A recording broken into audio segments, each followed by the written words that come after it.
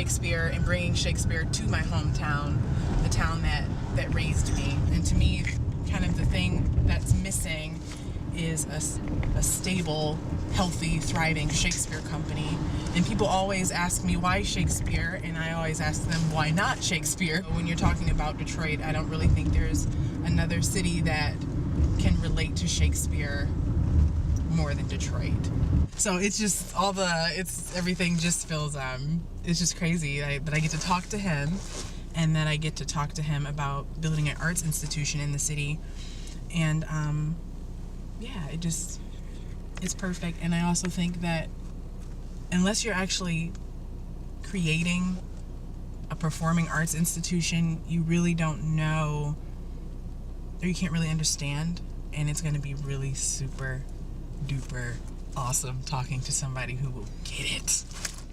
He's going to get it, and I can't wait. So Sam, tell me all about yourself. So I am a native Detroiter, born and raised. I've been here all of my life except 1 year. I left and I went to Vegas because I thought I was going to be the next Rodney Dangerfield. Okay. I loved him as a kid. So you were like a comedian then? At least I You thought still I was are. funny. Up until about maybe 4 years ago when I started my theater company, Okay. Shakespeare in Detroit. Right. I wanted to be a comedian, and so now it's just all Shakespeare all the time. We actually had our first show just around the corner at Grand Circus Park. We did Othello in 2013. Wow. Yeah, we did all 5 acts. That's tight. All That's 5 as acts. if I would have It's so started tight. like with The Ring by Wagner, which I didn't do. As a matter of Yeah. fact. It was, you know what, though, I didn't know what was going to happen. And I didn't know if I was being too ambitious or not. But 500 people showed up that day. That's amazing. It really 500 is. people. And so now we're at our 6th show.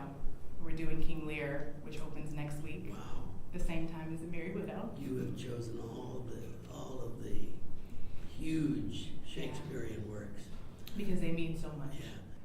But you're the first person that I've had the opportunity to talk to who gets it. Well, I've lived Completely. it for 44 years or whatever. What made you want to have an opera house in Detroit of all places? Because people always ask me, why would you Why want are to you start a doing this in Shakespeare? Detroit? Yeah. Oh, yeah, I know. Yes. Can you know. imagine how many times people have said to me, why are you doing an opera? Why do you want an opera company in Detroit? This is a blue-collar town. This is Exactly. never going to be anything else except a blue-collar town. Oh. I mean, I think they just Exactly. convinced themselves. So everything is a step by step. You mustn't think about, I'm going to do a Shakespeare company. Yes, you will, Yeah. but it'll be small, and it'll take steps, and maybe you'll find ways to collaborate with other institutions and so forth, and you'll find the way so that you can begin to make it a significant part of the cultural life. Mm-hmm.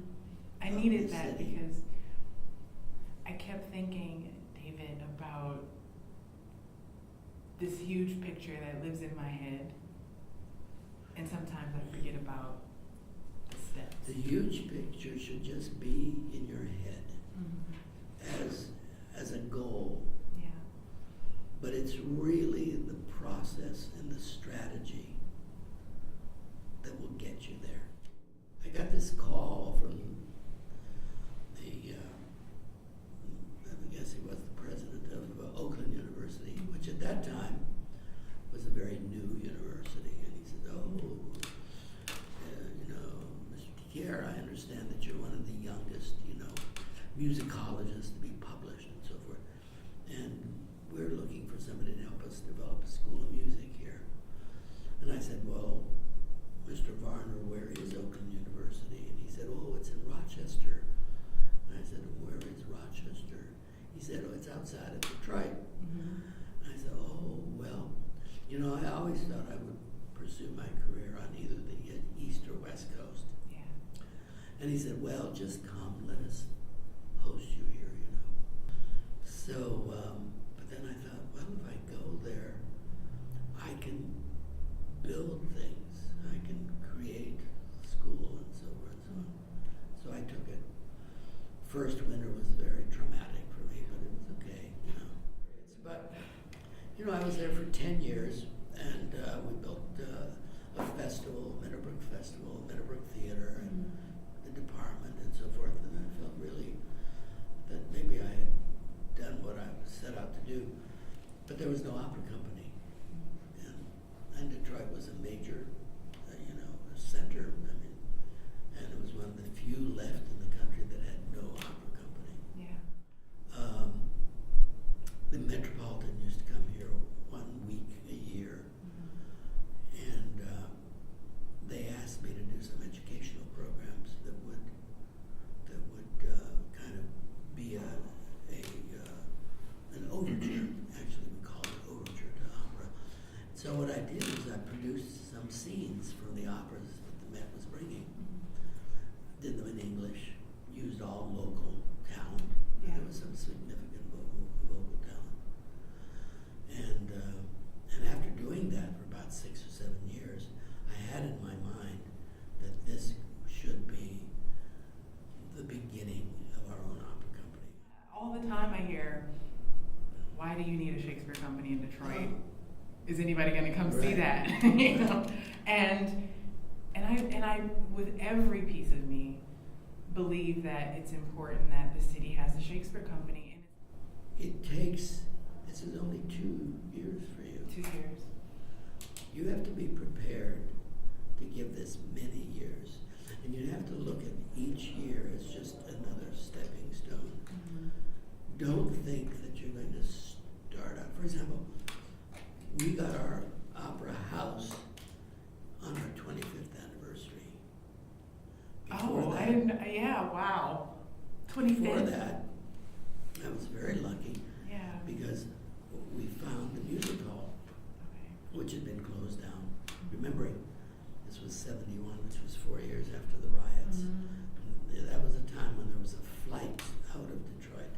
You're so brave. Which made it even more difficult. Why are you doing this? Right. Right. Because I think cultural institutions belong in the core of a city. When you moved into the Opera House, how did you feel? That 25 years before you got the Opera House. 25 years, right. And but I had done a lot of good things before, you know. And there are 2 more things that I have to tell you while I have you with me. I have not missed an opera in the last 3 years. So Well, that's, yes. and you found time to do that. I sure I'm did. already impressed. I sure did. But the reason is because I admire your seasons. None of the shows look alike, yet they fit so well together, and they allow for every kind of part of your operatic or performing, arts taste to be met. Excuse me. I thought to myself, how does he think of these things? Taking Frida to these different venues, so people who might not otherwise, have the opportunity to come to the Opera House, they got to see the Opera House.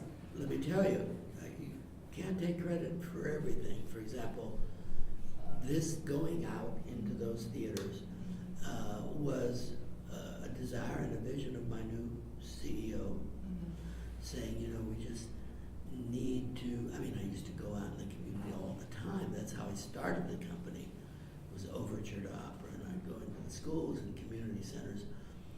But now that the company is really established, let's bring some of the productions or design productions that go into some of the other theaters.